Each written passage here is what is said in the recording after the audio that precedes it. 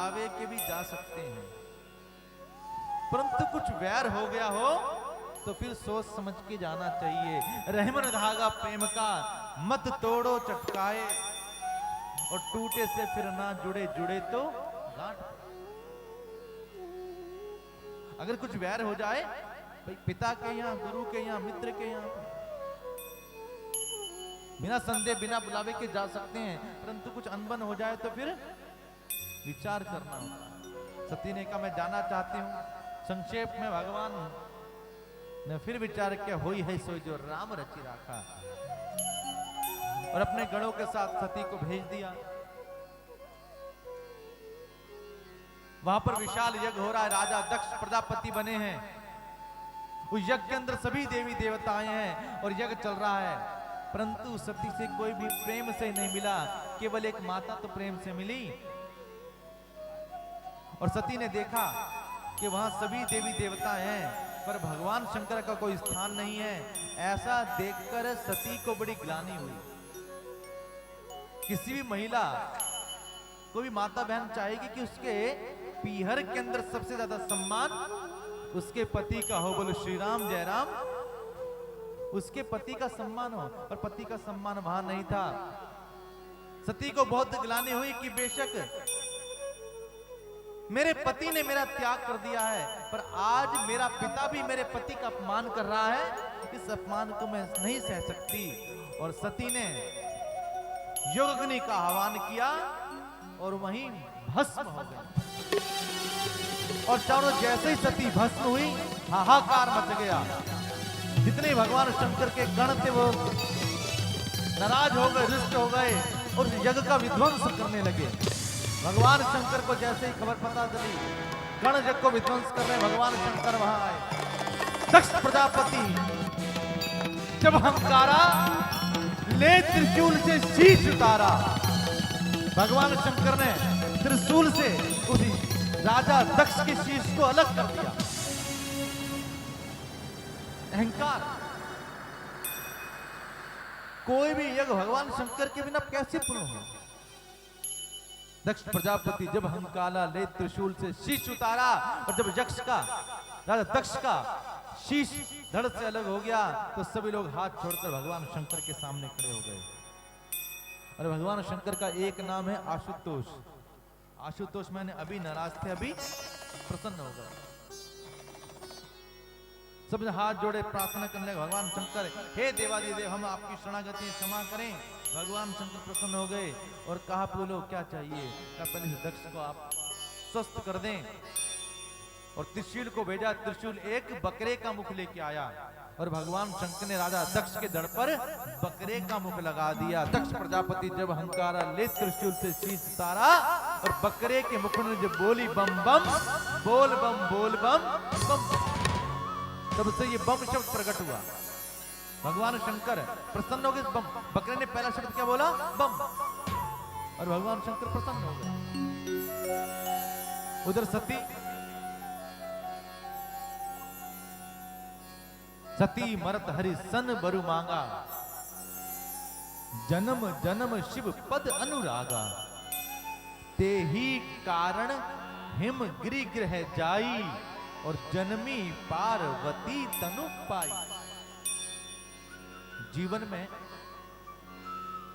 हम वो ही बनते हैं अगले जीवन में जो भावना हमारे मरते समय होती है। बोलो श्री राम जय राम जय राम। अंतमति सा गति। जैसी अंत में मति होगी वैसी गति होगी। सती ने मरते हुए कहा कि अगर शिव के चरणों में मेरा सच्चा प्रेम है तो मैं शिव की ही अर्धांगिनी बनूं। इसलिए अगला जन्म सती का हुआ राजा हिमाचल के घर में। राजा हिमाचल पर्वत, और पर्वत की पुत्री पार्वती। बोली सांचे दरबार। सती के शरीर को भगवान शंकर ने वियोगी होकर कंधे पे धारण कर लिया और आकाश में गमन कर गए। भगवान नारायण ने विचार किया कि अगर इस पृथ्वी से शक्ति तत्व चला जाएगा तो फिर पृथ्वी का विस्तार संसार नहीं हो सकता। हम कितनी लाइटें लगा लें, कितने बल्ब लगाएं, कितने पंखे लगाएं, पर इसमें बिजली ना आए, शक्ति ना आए तो क्या? अगर शक्ति तत्व चला जाएगा तो कैसे होगा? और जब तक इस शरीर में शक्ति है तभी तक शरीर है, तभी तक ये शिव है। और इसमें से ई रूपी शक्ति हटा दो तो क्या बन गया? शव। और देखो, जब तक शक्ति है शिव है। और एक दूसरे को कहते हैं कि तुम्हारे बिना मेरा जीवन नहीं है। और जैसे ही शक्ति निकली और शव बना तो जिससे हम पूरा जीवन प्यार करते हैं तुरंत कहते हैं इसको जल्दी ले जाओ। कोई एक रात जिनके लिए, जिसने हमारे लिए पूरा जीवन किया, जिस व्यक्ति ने, कोई अपने परिवार का मुख्य हो, अपने परिवार का परिजन हो, जिसने हमारे लिए अपना पूरा जीवन लगा दिया हो, और प्राण निकल जाए, शक्ति निकल जाए, तो रात को अकेला बैठ सकता उसके साथ कोई? जितनी जल्दी है माटी हो गई, ले जाओ। मट्टी बोलने लगते हैं, विलाप तो कर लेंगे पर बैठ नहीं सकते साथ में। बोले श्री राम जय राम जय राम। पर भोलेनाथ केवल एक ऐसे हैं जो कहते तुम जीते जी मेरे साथ हो, और जब तुम मर जाओगे, जब तुम्हारे ही परिवार वाले तुम्हें छोड़ देंगे तो तुम्हारी राख भी मैं स्वीकार करूंगा, तुम्हारी राख भी मैं स्वीकार करूंगा। सती के शरीर को कांधे पे धारण किया, भगवान शंकर आकाश में गमन कर गए। भगवान नारायण ने चक्र की माया चलाई और सती के जहां जहां अंग गिरे वहां पर शक्ति पीठ की स्थापना हुई। बोल साचे दरबार, शक्ति पीठों की स्थापना हुई। आइए हम भी राम कथा में उन शक्ति पीठों को प्रणाम करें और ज्योत में उन सभी शक्ति पीठों का सम्मान देखें। जो ज्योत जगती है ना, उसके अंदर शक्ति को समाविष्ट माने और सब मिलकर शक्ति को प्रणाम करें। शक्ति अर्थात साथ में मां भगवती को प्रणाम करें, अपनी जन्म देने वाली मां को प्रणाम करें और भारत माता को भी प्रणाम करें।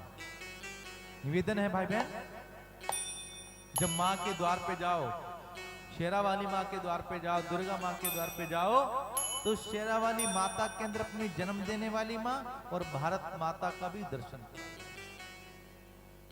आइए हम भी सब मिलकर सभी शक्ति पीठों को प्रणाम करें, भक्ति पीठों को प्रणाम करें, सिद्ध पीठों को प्रणाम करें और उस दरबार की जय जयकार करें।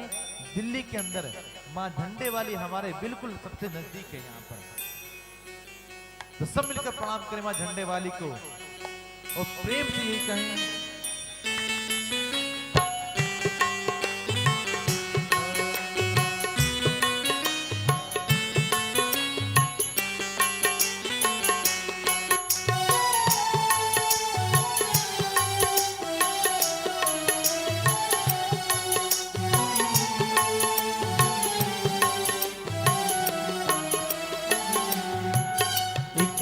सच्ची सरकार मां शेरों वाली, एक तू सच्ची सरकार मां शेरों वाली, एक तू सच्ची सरकार मां शेरों वाली, एक तू सच्ची सरकार मां शेरों वाली।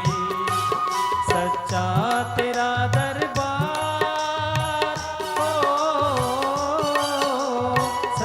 तेरा दरबार मां शेरों वाली, एक तू सच्ची सरकार मां शेरों वाली,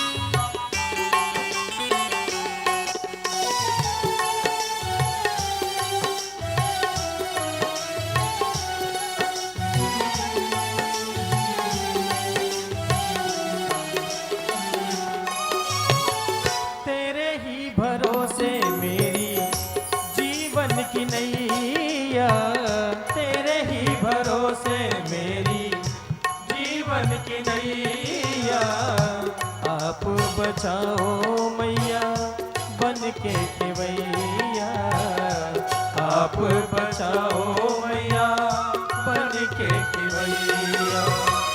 तेरे ही भरोसे मेरी जीवन की नैया, आप बचाओ मैया बन के खिवैया, आप बचाओ मैया बन के खिवैया। अब पार करो मझधार, पार करो मझधार मझोता वाली, एक तो सच्ची सरकार माँ शेरों वाली, एक तो सच्ची सरकार माँ शेरों वाली।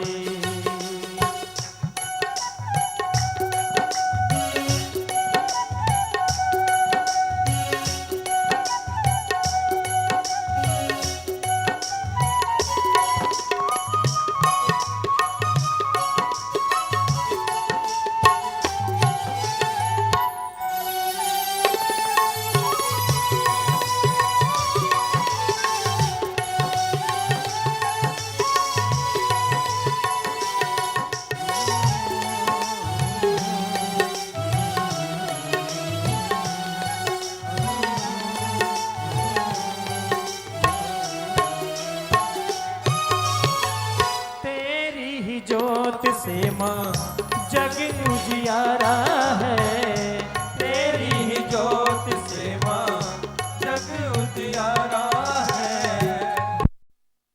को सब कुछ दर तेरा न्यारा है, देता है सब कुछ दर तेरा न्यारा है। तेरी ही ज्योत से माँ जग उजियारा है, देता है सबको सब कुछ दर तेरा न्यारा है, देता है सबको सब कुछ दर तेरा न्यारा है। अब सुन लो मेरी पुकार, सुन लो मेरी पुकार माँ झंडे वाली, एक तो सच्ची सरकार माँ झंडिया वाली, एक तो सच्ची सरकार माँ झंडिया वाली, एक तो सच्ची सरकार।